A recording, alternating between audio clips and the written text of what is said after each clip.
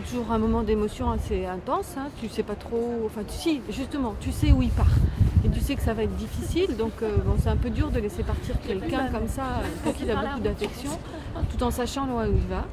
En même temps, comme tu le disais, on le sent serein, prêt, déterminé. Donc ça, c'est rassurant. Et on se dit, bah, au final, c'est la bonne.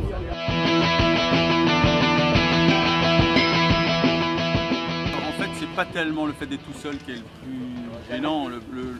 La seule chose qui est gênante d'être tout seul, c'est la gestion d'un bateau de cette taille-là et le sommeil, finalement, sur ces 57 jours ou moins.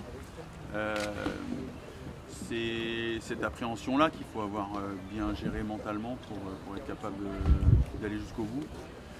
Sinon, moi je ne souffre pas de solitude, hein. C'est vous qui souffrez de solitude à terre. Mais moi, d'être en solitaire, je l'ai choisi et vous, votre solitude, vous ne l'avez pas choisie.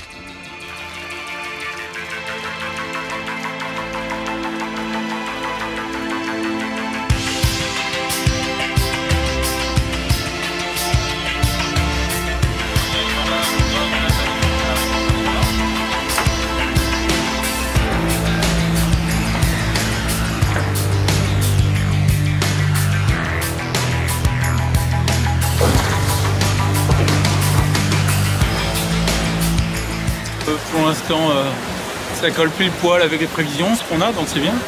Ça veut dire qu'on est dans le vrai. Les conditions météo à venir, ça va être du portant entre 20 et 25 nœuds. Avec 2 ou 3 manœuvres. Un premier empannage fin de soirée, début de nuit. Un deuxième empannage qui se situera au large du Cap Finistère dans moins de 24 heures. Et donc des belles conditions de glisse et de vitesse pour le bateau.